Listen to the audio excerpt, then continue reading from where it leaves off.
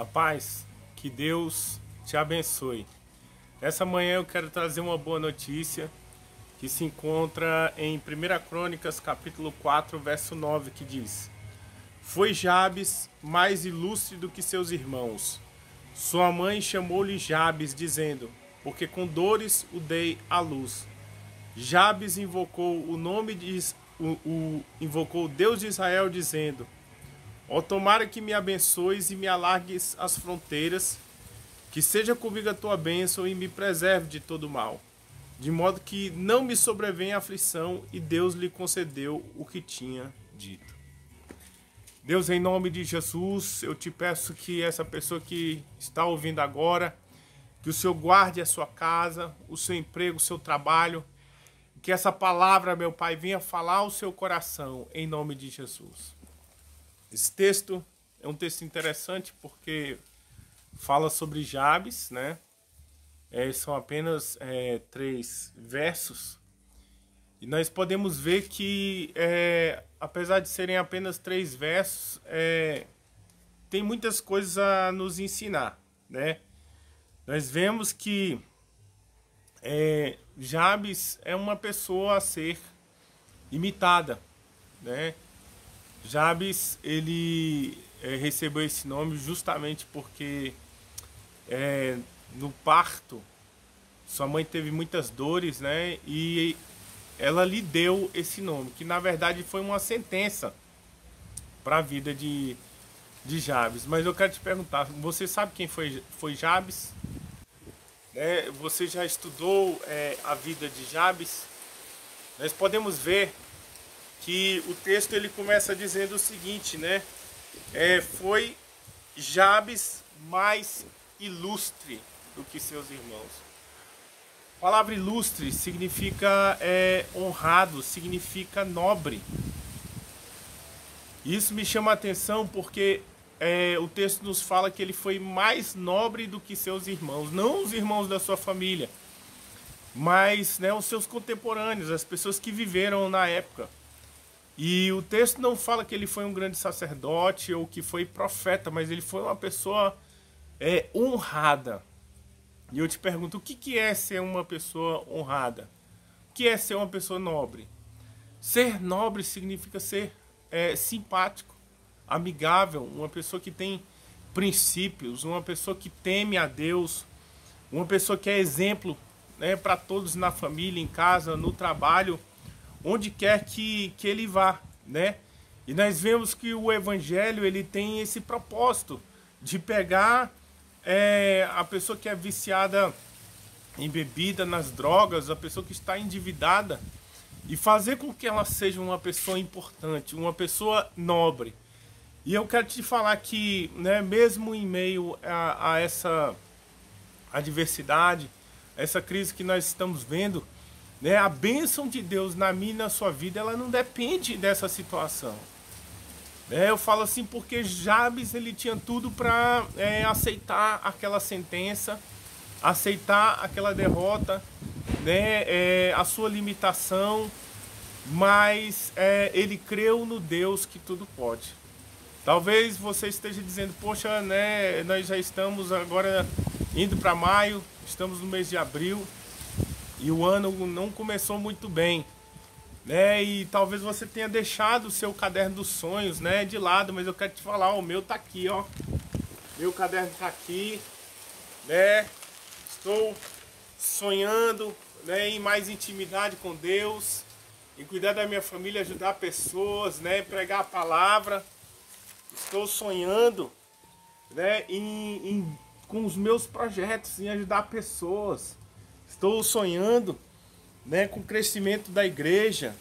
Estou sonhando, né, tenho projetos, tenho propósitos, né? Eu quero dizer para você, não deixe de investir em você, não deixe o seu caderno dos sonhos de lado, porque Deus ele nos chama para sermos nobres, para sermos importantes na sociedade, para termos influência. Muitas pessoas criticam, mas pastor vai ficar falando, né, sobre política, sobre influência, sobre isso, sobre aquilo. Não. Quando nós somos bons profissionais na sociedade, um bom médico, um bom psicólogo, engenheiro, né? Seja o que for, aonde você trabalha, nós podemos ter influência, nós podemos conhecer pessoas e trazer pessoas ao Evangelho. Eu quero dizer que o ano não está perdido, que os seus sonhos não estão frustrados, né? Que é justamente nessa crise que Deus pode trazer o seu varão, a sua varoa, a sua Rebeca, o seu Isaac. É justamente nessa crise que Deus pode fazer com que você, né, viva novas situações de bênção, pise novos terrenos, que Deus pode abençoar a sua vida financeira, a sua família. Creia nisso, se desligue, né, das más notícias. Eu te falo que eu deixei de até mesmo de ouvir jornal, porque o jornal só é coronavírus do início ao fim, é quantas pessoas morreram, entendeu? Então eu não vejo mais notícias no jornal. Eu vou na internet, leio, eu seleciono o que eu vejo, o que me edifica, o que não edifica eu deixo de lado. Né? Até mesmo a última palavra que eu ministrei foi sobre pessoas. Uma pessoa que ela não soma com a minha fé, eu não permito que ela ande do meu lado. Uma pessoa que fala que não vai dar certo, né? Que é a pessoa que fala, poxa, mas tá ruim. Essa pessoa, eu não vou rejeitar ela. Eu não vou ser ignorante com ela. Mas eu também não vou investir tempo com ela. Entendeu? Porque eu invisto em pessoas que eu possa puxar para cima e pessoas também que são melhores que eu, que me puxem para cima. A vida de Jabes nos mostra isso, que ele foi nobre, foi uma pessoa de influência na sociedade, foi uma pessoa que visou o crescimento.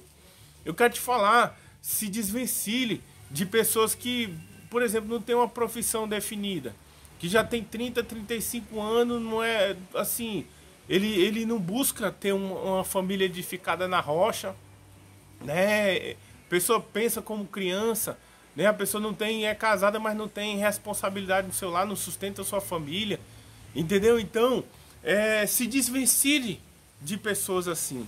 Nós podemos também aprender com Jabes, né? Que Jabes, ele começou mal. Ele nasceu numa família limitada, talvez sua mãe não tivesse tanta instrução, lançou logo um nome que foi uma maldição sobre ele, porque a palavra Jabes significa sequidão, significa deserto, significa sofrimento, né? E eu quero te falar que uma coisa que começa ruim, ela pode terminar bem, né? Eu não sei como você começou o seu casamento, como está a sua vida sentimental, né? Como está as suas expectativas em relação aos seus sonhos para o amanhã. Talvez você esteja com medo, né? Devido a situações, medo de ser mandado embora, medo de terminar o seu casamento, medo de que seus projetos não deem certo. Mas eu quero te falar que a palavra do Senhor, ela diz o seguinte: o verdadeiro amor lança fora todo medo. Eu quero te falar que se nós amarmos ao Senhor em primeiro lugar, e nós, mais do que isso, sabemos que nós somos amados, nós não vamos ter medo. Nós não vamos deixar o medo entrar no nosso coração. Se você está ansioso, ansiosa, preocupada com o amanhã, como que vai ser, confie num Deus que criou os céus e a terra, que está acima dessa tempestade, num Deus que é como a águia, que ele voa sobre as nuvens, lá em cima tem um sol, né? Voe acima das nuvens também. Creia no Senhor. Nós podemos ver que se você começou mal, né, isso não significa que você tem que terminar mal, porque você pode terminar bem se confiar no Senhor. Quantas vezes, né, Deus mandou uma palavra de morte, uma palavra de punição através dos profetas, e Deus ia executar ali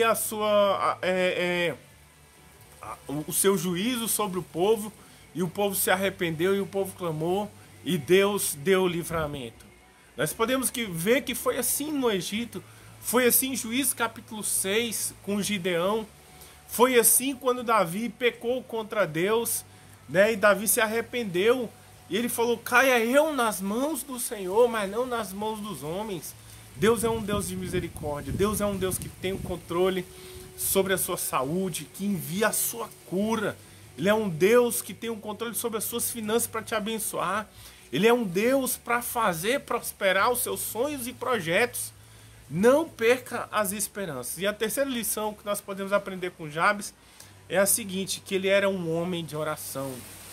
O verso 10 vai nos dizer o seguinte: Jabes invocou o Deus de Israel. Eu quero te falar, como está a sua dependência de Deus? Será que você tem olhado mais para as nuvens? Será que você tem olhado mais para os problemas, o impossível que tem te assolado? Jabes invocou o nome do Senhor. Ele falou, tomara que me abençoes. O que isso significa? Significa que, apesar de ele ser nobre, de ser uma pessoa de influência, que não aceitou o nome que ele tinha, deserto, sofrimento, ele vencia não conforme a força do seu braço, não baseado na sua inteligência, na sua capacidade, mas confiado no sobrenatural, confiado no Senhor, né? Porque, por exemplo, pedir para que tomara que Deus me abençoe é depender de Deus, é suplicar a bênção de Deus na sua vida. Eu te pergunto, o que significa ser abençoado? O que significa ser próspero?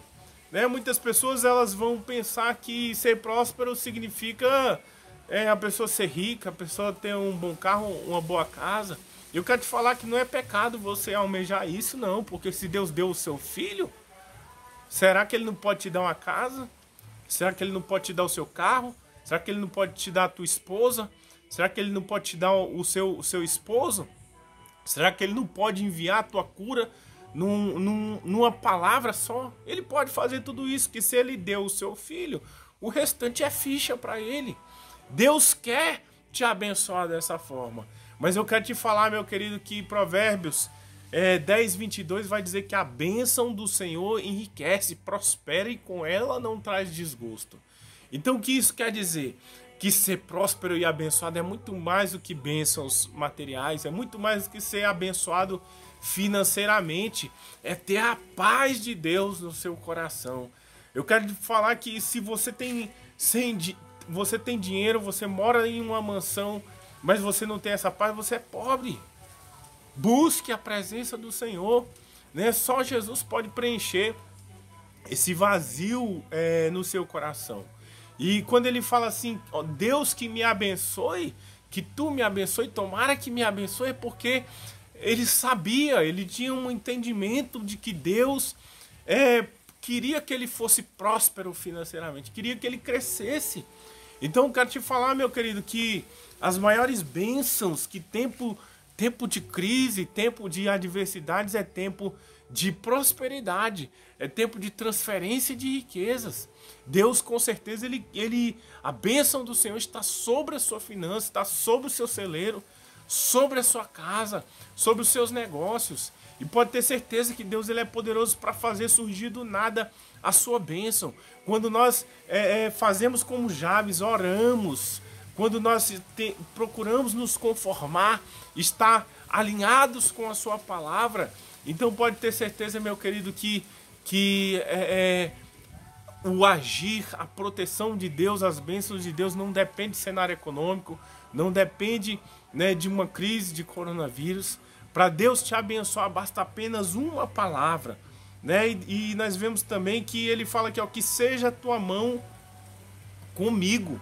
Mais uma vez ele reconhece a proteção e a dependência de Deus.